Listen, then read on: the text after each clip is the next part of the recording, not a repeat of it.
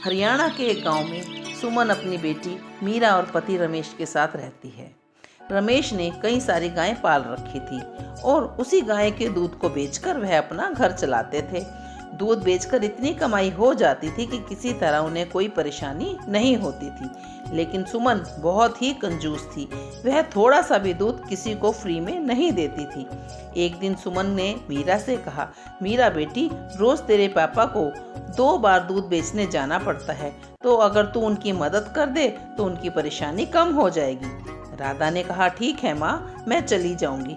दूसरे दिन सुमन मीरा को दूध की एक गैलन देकर गांव में दूध देने के लिए भेज देती है। कुछ घंटों बाद मीरा सारा दूध बेचकर वापस लौट आती है और पैसे अपनी माँ को दे देती है। अब मीरा रोज दूध बेचने जाने लगी। एक दिन राधा दूध बेचने जा रही थी तो उसे रास्ते में एक शिव मंदिर दिखाई दिया। मीरा ने सोचा कि थोड़ा सा दूध मैं शिवलिंग को चढ़ा दूं। उसने शिवलिंग को प्रणाम किया और दूध चढ़ा दिया और मन ही मन सोचा कि मैं रोज इसी रास्ते से दूध बेचने जाती हूँ, तो थोड़ा दूध मैं रोज चढ़ा दूंगी। इससे शिवजी भगवान खुश हो जाएंगे। मीरा गैलन में से थोड़ा सा दूध निकालकर शिवलिंग पर चढ़ा देती है। इससे थोड़ा दूध कम हो जाता है, इसलिए आज मीरा को थोड़े पैसे कम मिलते हैं। लेकिन मीरा आज शिवलिंग पर दूध चढ़ाकर बहुत खुश थी।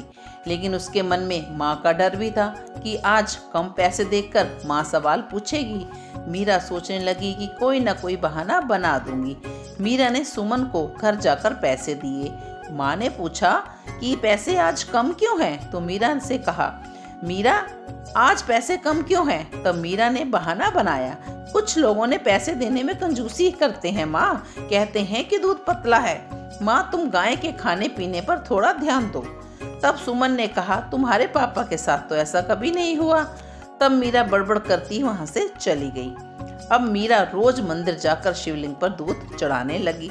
लेकिन कुछ दिन बाद मीरा के पिता रमेश की तबीयत अचानक खराब हो गई, जिसकी वजह से वह दूध बेचने नहीं जा सकता था। इसलिए मीरा से सुमन ने कहा, बेटा, अब तुम पिता जब तक तुम्हारे ठीक नहीं होते यह काम तुम्हें ही करना पड़ेगा। सुमन भी मीरा के साथ दूध बेचने निकल पड़ी। रास्ते में जब मंदिर आया तो मीरा सोच में पड़ गई कि अब मैं क्या करूं। तब मीरा ने मन ही मन सोचा कि हे भोले बाबा, आज तो माँ मेरे साथ है, अतः मैं दूध अर्पित नहीं कर सकती। सुमन ने देखा दूध के बारे में किसी ने कुछ नहीं कहा और पूरे पैसे मिले। तो उसने मीरा से कहा, आज तो किसी ने कुछ नहीं बोला, सबने पूरे पैसे दिए।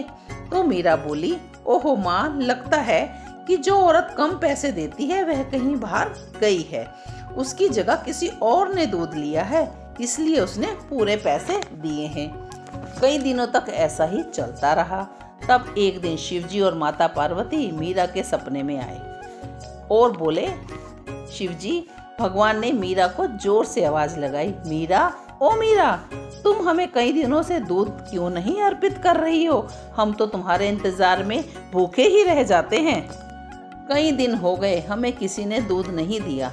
तभी मीरा ने कहा, मुझे माफ कर दो भगवान, मैं आपको दूध देने नहीं आ पा रही हूँ, क्योंकि पापा कई दिनों से बीमार हैं और मैं भी बहुत परेशान हूँ, कुछ समझ में नहीं आ रहा। मुझे माफ़ कर दो भगवान, मेरी वजह से आपको भूखा रहना पड़ा। तभी शिवजी ने कहा, बेटी, तुम चिंता मत करो, आज से तुम्हारी सारी परेशानी हमारी है। अब तुम्हें किसी बात की कोई तकलीफ नहीं होगी। हमेशा दूसरों की मदद करना, कभी किसी बात का अहंकार मत करना। उसके बाद माता पार्वती और शिवजी अंतर्ध्यान हो गए। मीरा जब सुबह को उठी तो उसने देखा कि उसके पिता पूरी तरह स्वस्थ हो गए हैं और उसका छोटा सा घर भी अब बड़ा हो गया था। तब मीरा ने अपने माता पिता को अपने रात के स्वप्न के बारे में बताया और यह भी बताया कि किस तरह वह शिवलिंग का दूध चढ़ाने से यह परिवर्तन आया है घर में। यह सब सुनकर सुमन को अपनी कंजूसी पर बहुत पछतावा हुआ। वह तीनों मंदिर जाते और भगवान से अपनी गलती की माफ़ी मांगने लगे। अब सुमन की बुद्धि ठीक हो चुकी थी। अब वह तीनों रोज मंदिर जाकर दूध चढ़ाने लगे, लोगों की मदद करने लगे, अहंकार को मन से त्याग दिया और भगवान शिव माता पार्वती के परम भक्त बन गए। जय भोले बाबा की।